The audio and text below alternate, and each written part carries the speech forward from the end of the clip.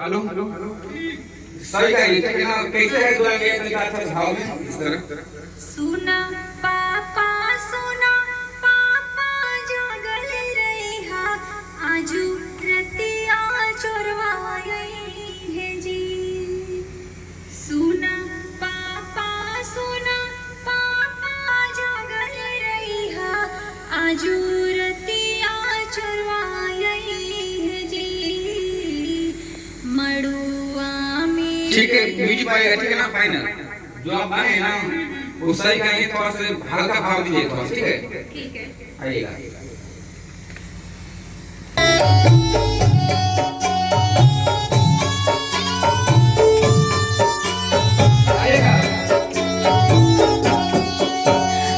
सुना पापा जागल रहे आजू रतिया चोरवाई है जी। सुना पापा जागल रहे आजू रतिया चोरवाई है जी। मड़ुआ में है आने जाने लोगवा दिया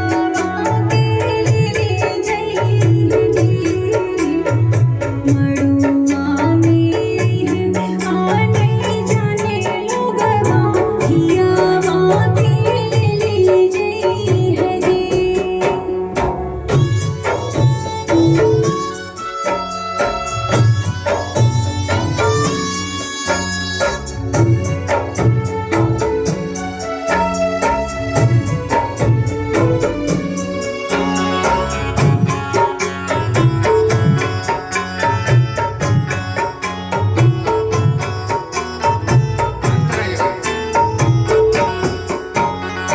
सुना भैया जागल रहिया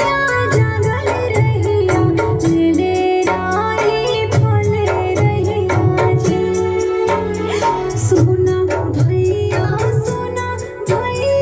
जागल रहिया ले राई फल रहिया जी। रात भर दिया तू बाहर वाला हिता बहिनी चोरी हुई है जी। रात भर दिया तू बाहर वाला हिता बहिनी चोरी हुई है जी। यहाँ से आगे रात भर जो बोले हैं रात भर दिहा तू पहरावा नहीं तो यहाँ बोले हैं ना, थोड़ा सा अच्छा से भाव लीजिएगा, ठीक है गाएं सही गाएं हैं, थोड़ा सा एक बार आ जाएगा बीच में बजाने में शुरू गाते रहेगा, ठीक है ठीक है। भैया जागल रहिया ले राई फल रहिया जी। रात भर दिया तू बाहर वाला हिता बहिनी चोरी हुई है जी। रात भर दिया तू बाहर वाला हिता बहिनी चोरी हुई है जी।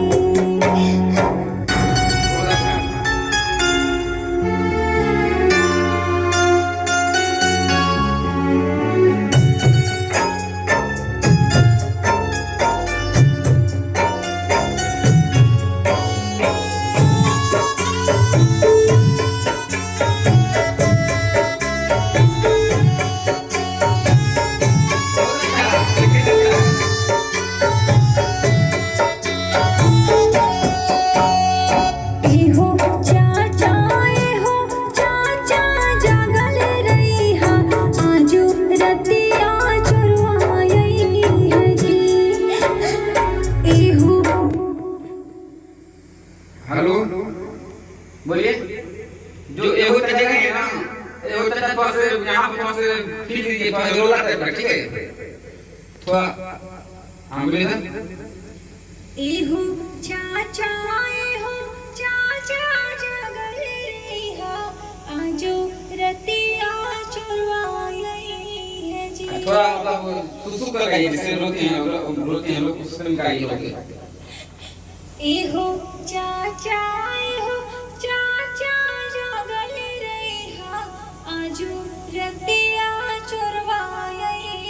ऐसे ही गाना है, ठीक है ना? आइए मिल के।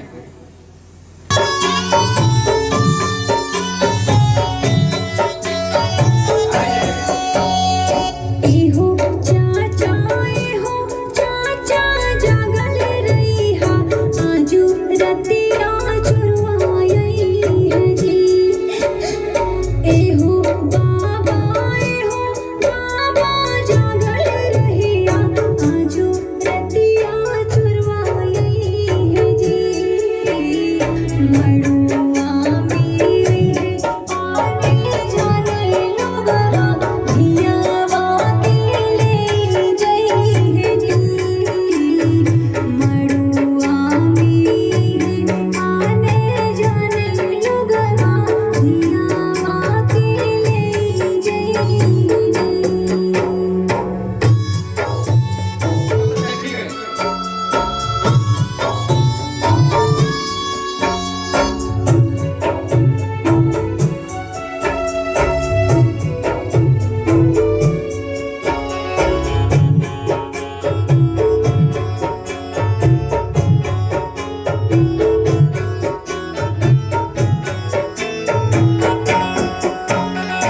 राजीव राजधानी के बोलाइलिहा औरी कनिका से पुरैहा जी। हरि शंकर राजस के बोलाइलिहा औरी कनिका से पुरैहा जी। हरिशंकर जो बोले ना, हरिशंकर आते पास से भाग लिए, ठीक है? जब नाम लेने हैं नाम है तो अच्छा से पास दब गया है, ठीक है? कैसे गए बोले तो हरिशंकर से हरि शंकर राजस के बोलाइलिहा औरी कनिका से पुरैहा जी। ठीक है, थोड़ा सा आवाज उठा के रहिएगा, ठीक है ना? आइए।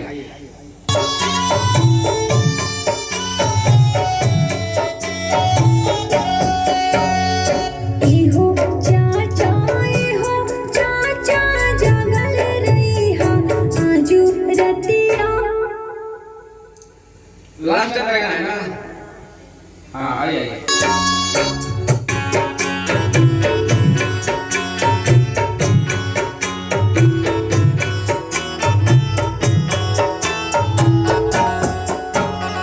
राजीव राजधानी के बोलाइलिहा औरी कनिका से पुरैहा जी। हरि शंकर राजस के बोलाइलिहा औरी कनिका से पुरैहा जी। साक्षी सिंह करे गोहरिया दुलारी बेटी चली जई है जी। साक्षी सिंह करे गोहरिया दुलारी बेटी चली जई है जी। सुना पापा सुना। हेलो, फिर शुरू से मुखड़ा गाना है आपको, ठीक है? ठीक है। लास्ट में लोग खत्म हो रहा है ना, फिर शुरू से मुखड़ा उठा दीजिए, ठीक है? आइएगा।